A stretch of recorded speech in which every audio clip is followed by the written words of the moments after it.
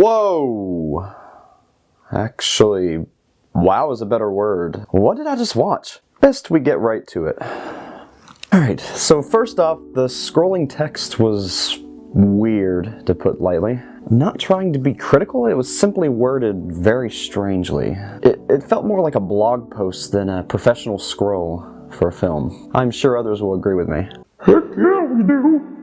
Now let's get into the film itself. The opening scenes were pretty amazing. The first few opening scenes, at least. Then we get to the scene with Rey, and I couldn't stop laughing. I mean, it's just ridiculous. When you see it, you'll understand what I'm talking about. It's outrageous and just more of what we hate about the new Star Wars. The next few scenes were choppy, noticeably so, and I can't really blame them, because the scenes that were choppy were the scenes with Leia, and I understand that Carrie Fisher passed, rest her soul, so it wasn't exactly the easiest thing to do. They had the lines to work with, but they had to resort to cutting her lines to just a few words at a time, sometimes just a single word, and it didn't feel organic. You could tell what they were doing. You could tell that the scenes were recycled, and some of the poses were exactly the same, just framed with a different background on a green screen, and you could tell. You could definitely tell. Next, I want to say something positive about the film.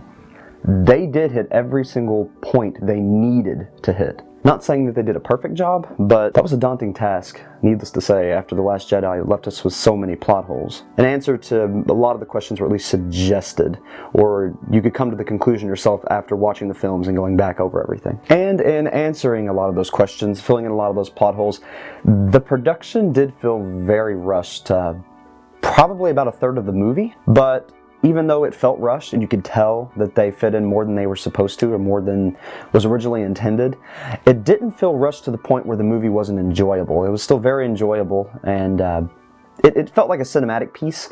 I've heard a lot of people say that it feels more like a video game cinematic or a video game cutscene, but it felt like a movie. It's very quick flashes of scenes cutting in, but they still kept a vibe and they kept feeling.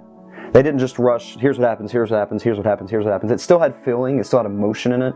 It's just they couldn't expound on any of it, so it did feel a little rushed. It felt a little watered down compared to how it could have felt, but everything was still there, at least partially. Alright, now let's get to the scenery. I mean, what can I say? It was Disney at its best. The special effects team truly outdid themselves. Out of all the Star Wars films, I dare to say that this one dazzled the most with its beauty and terrific, terrifying action. So many details went into every single scene. One could watch the movie a dozen times and not see a fraction of everything they put into the background scenery, into the foreground scenery, into the individual characters. This is definitely a movie that you'll want to see in theaters. You wouldn't do the special effects team justice if you viewed it any other way, and you're going to miss a lot. Oh, and Dio was actually an enjoyable and partially story-driven character. And what I mean to say by partially story-driven is that he was in the film primarily 10 minutes of it. They didn't really explain too much about him, but they did use him. He wasn't just a robot that was in there for cuteness like the Porgs. He actually had a little bit of significance to the film and had his own little plot, which I thought was really cool. That was better than I expected, honestly. The battle scenes were truly epic and superbly done, though again, like the rest of the film, they felt rushed. A lot of the scenes were rushed.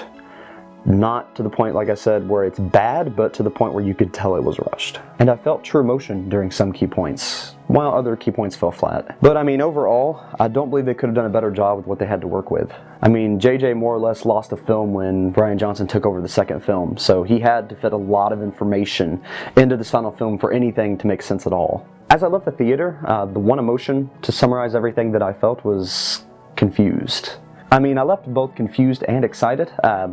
Confused because I actually started to feel an emotional attachment to the new characters, which I did not expect at all, because before now they were not fleshed out at all. They were just blank, barely used, weak plot points. And in this film I actually felt some emotional attachment to them, and there was parts that involved certain characters that I got excited about, which I didn't expect, so that was a plus. I mean, the characters actually felt like they belonged for the first time, and that's kind of bad, but I mean, it's saying something that this film was able to make the characters feel like they belong. And I'll go ahead and say it, this actually felt like true Star Wars. Not the best out of the series, not the best out of the saga or the cartoons, but it felt like Star Wars. The other two movies well, of course, 1 was a rehash, so it kind of felt like Star Wars, and then Last Jedi really didn't feel like Star Wars, it felt more like fan fiction. This actually felt like Star Wars. Like I said, not the best, but it felt real. And what I mean by it felt like Star Wars is that the vibe was serious again. There was jokes in the film, but it wasn't overpowering like the, hey, here's the Force little leaf thing. They actually incorporated the jokes in a more serious manner that felt more like episodes 4 through 6. And things felt important again. It felt like there was actual risk to every mission instead of plot points to keep everyone alive. It actually felt dangerous, like they were actually really doing something this time. And the best part about that is that Rey didn't feel as overpowered this time. That was a big deal for me. She actually had to work toward her goals this time. She actually had to fight for what she wanted, and that was great to see, because before now she was just the best thing ever. Which, it doesn't really make a lot of sense in continuity with the other 2 films, but it makes more sense as a character that she has to fight to earn what she wants. I mean, Rey went from the character that I wanted to die the most to an okay character that I actually started to kind of like, which I can't believe I'm saying. I mean, she's not an overpowered black void of nothingness anymore. She actually has a little bit of story to her. They even explained her Mary Sue powers in the film, and while I don't exactly like the explanation they gave, it's better than nothing. And that's hard to explain without getting into spoiler territory, and I don't want this video to have any spoilers whatsoever, or if any spoilers, very mild. So if you'd like to talk more about that, you can private message me on my Twitter. However, the main explanation for her powers remains a strange plot point, to say the least. It's something very new for Star Wars. It makes sense in the universe, but it's far-fetched. And the funny thing is, it's actually something I theorized when I saw The Force Awakens. I guess I was right. Sadly. Also, the reveal of what Rey actually was kind of makes the dyad between her and Kylo convoluted and breaks it, really? It makes it very confusing. It doesn't really make sense after knowing what she is. Let's just say that the dark will rise and the light to meet it concept was kind of turned on its head, which was probably a stab at Rian Johnson. And it was definitely felt. Okay, I guess I'll go ahead now and give my final verdict on the film and my final score. The Rise of Skywalker, the last film in the Skywalker saga. Is it worth seeing in theaters?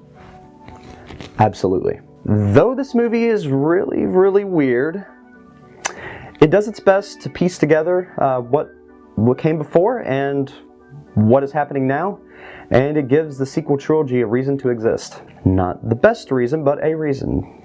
It did feel very rushed, but what can I say? JJ had little to work with after the second film was directed by someone else, so he had to more or less take 2 films and put them into 1. So the ending was strange, but it explained a lot, and the ending, well, the scene before the actual ending, I dare to say was better than the ending of 6.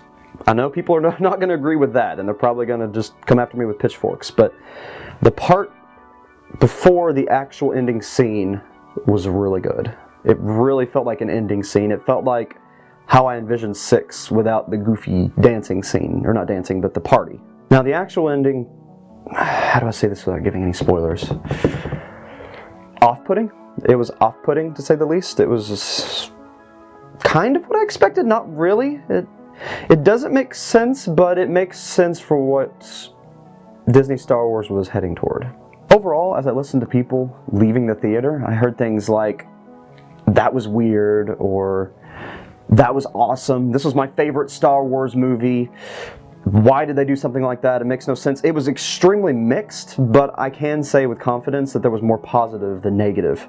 A lot of people loved it, or at least loved the action and the cinematic value. Not so much the story plots. Everyone was confused. When the movie ended, there was clapping, but not clapping like I'm used to. No one stood to clap, let's say that. They clapped, but there was whispering in the background. People were confused, utterly confused. That's the easiest word to describe the ending of this film, is everyone was left confused. They understood what was going on. I'm not going to say that it was so confusing that they didn't understand what was happening, but they didn't understand why. And though they liked the film, and some people loved the film, no one left completely satisfied, which is bad because from what I've heard, that's what Disney was aiming for. Overall, my personal score for this film would have to be a 7 out of 10. And the reason I give it a 7 out of 10 is because it did have a lot of beautiful scenes, a lot of high action. It answered a lot of questions, though not in the way that a lot of people wanted. but in a way that made sense for what they'd built up before. But it will take everyone a little bit of time to ponder everything over and understand the movie fully. Palpatine's so creepy! Hasn't even watched Beast Machine before? Hey, no spoilers! Sorry! Gosh, this movie is so nuts! Good luck, moviegoer, you're gonna need it. What are your thoughts on the movie? Let us know in the comments below. Now, you don't have to agree with everything I said in this video, but the point was I wanted to enter into the theater as unbiased and true as I could be. This review is just a casual moviegoer talking about a movie that he enjoys watching. And I don't pretend to be an expert because I'm not, but that's what makes me different. This is just my opinion, unfiltered, unbiased, without the hate, just talking about Star Wars, you know? Yeah, my microphone is still falling. This is only my second video, but I promise we'll get it more together as we go. Yeah, if you like what you saw today, make sure to like and subscribe. We've got a lot more content on the way. Got big plans. I'm just going to hold it like this the rest of the video. Yeah, we got big plans, contests, and all kinds of other things, so make sure to check us out and stay tuned. Oh, also, our store is officially up. We've got this cool goat design we've been featuring. We've got the goat in space, which is pretty cute and funny. I don't know how I like it.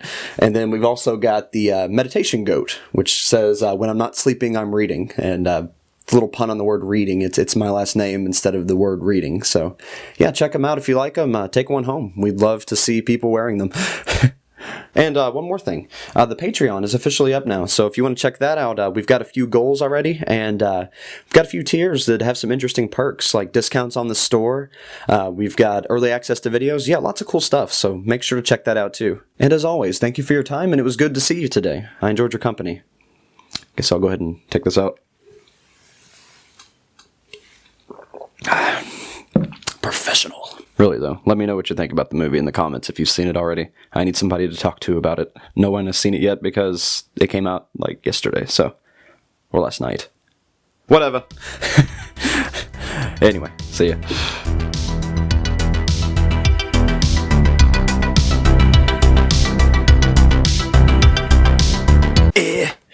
Still haven't fixed this. I am busy.